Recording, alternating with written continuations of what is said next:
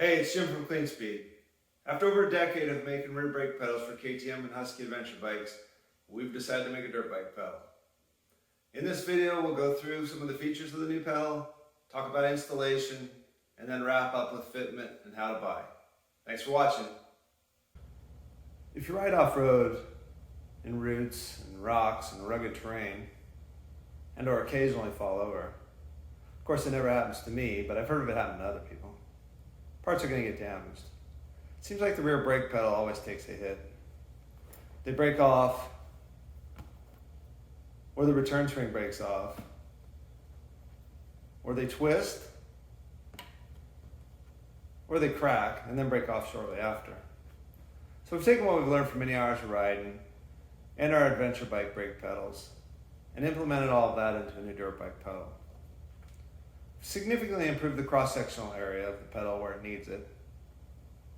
We've maintained the factory angle mount for the pad. I like this design because it presents a much smaller frontal area for rocks and roots to snag on. You can imagine a flat mount pad sitting up here on top of this surface.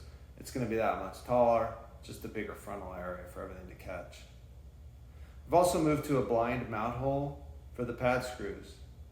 This gives us a U-type of cross-section, if you can imagine, which is much stronger than the parallel lines left by a through hole. We've moved to a Fasst Company Return Spring. We like this a lot because it's tucked back by the master cylinder push rod, out of the way, behind the frame. Rocks and sticks don't hit it. It's not nearly as susceptible to being damaged as the factory return spring is. We've also added a brake snake hole underneath the pad. So a brake snake from that hole up to the frame gives you that sort of next level insurance in the event of a big hit. To remove the OEM brake pedal, you'll need a T45 Torx head, 13mm wrench, 8mm socket or T-handle, and a pair of needle nose. First step is to remove the 8mm head bolt that holds the master cylinder push rod to the brake pedal.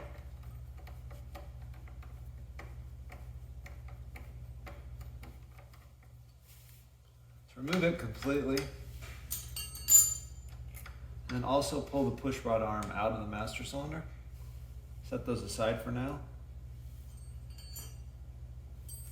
Next, remove the pivot bolt. It's T45, like I mentioned earlier, and a 13mm nut on the back.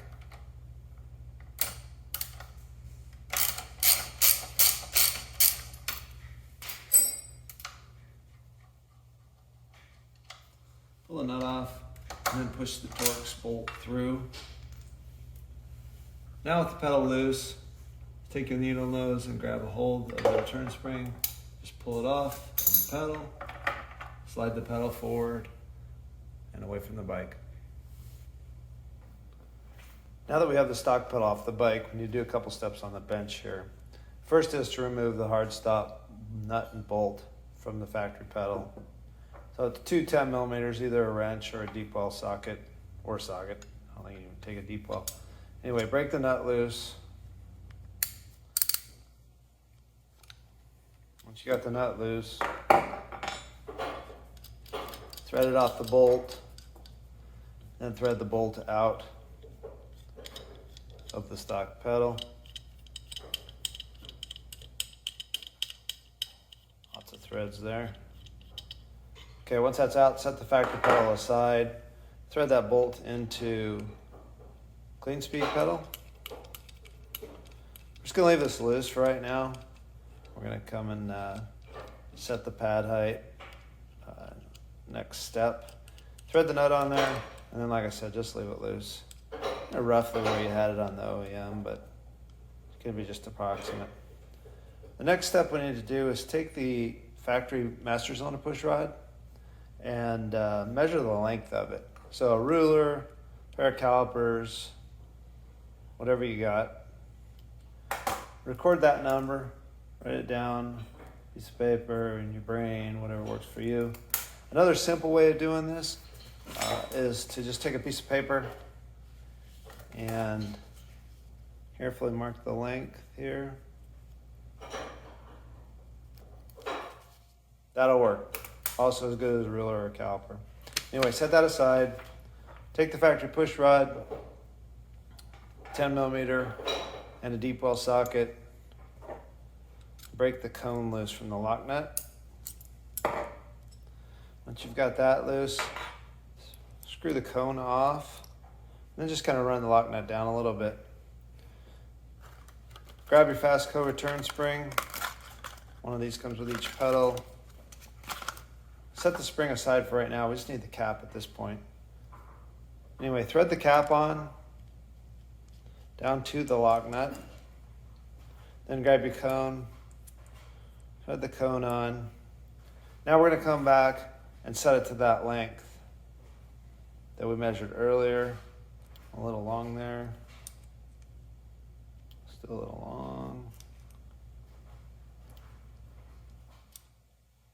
Okay, happy with that.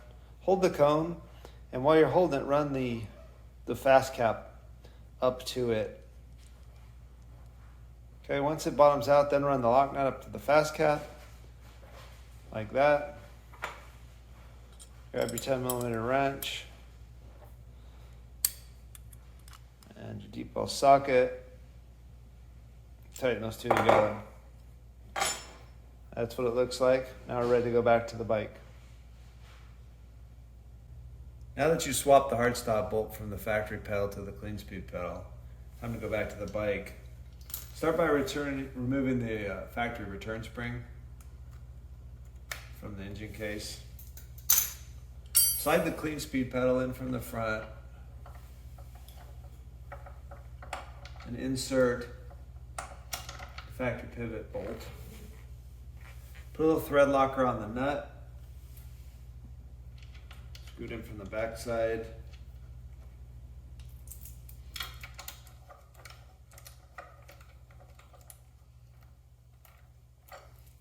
Your 13 millimeter wrench. Put it on the nut. We're going to torque this to the factory spec from the manual of your particular bike.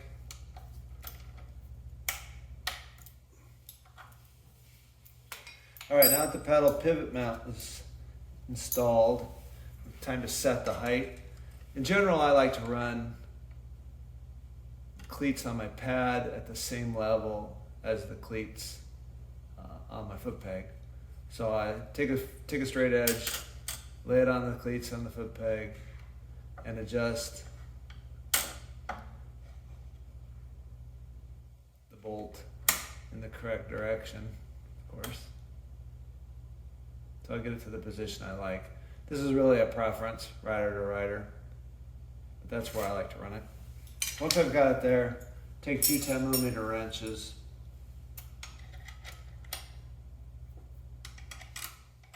tighten the lock nut on that bolt.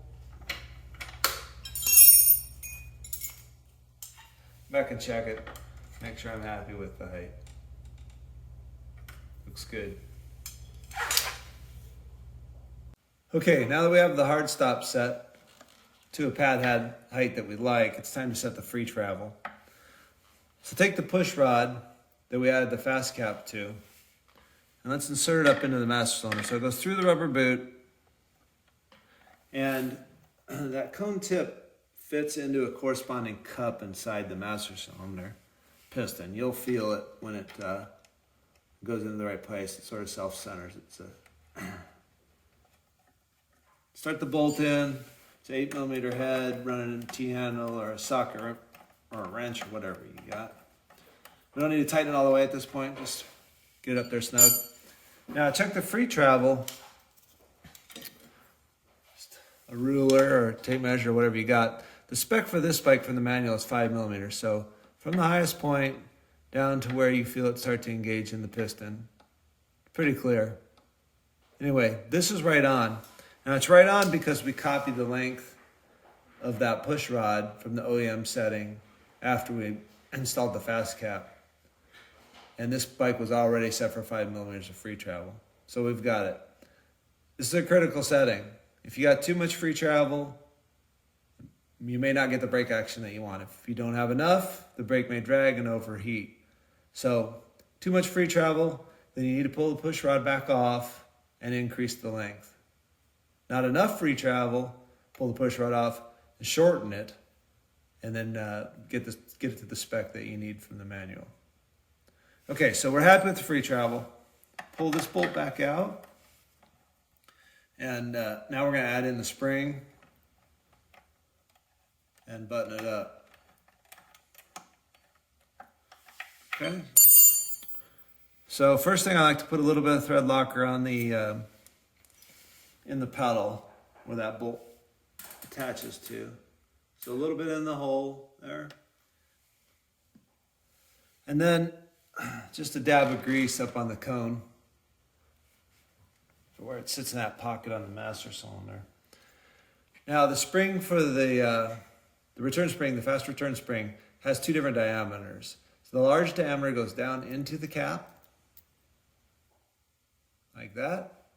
Then take this whole assembly and put it back in the master cylinder so the cone goes through the boot and the spring goes around the outside of the boot and fits up into the master cylinder housing, the actual aluminum housing.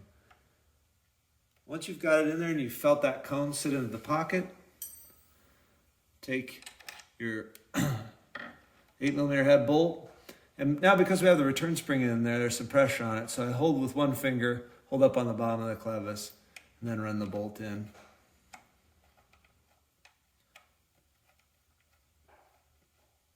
Okay, once you get it started, just run that in.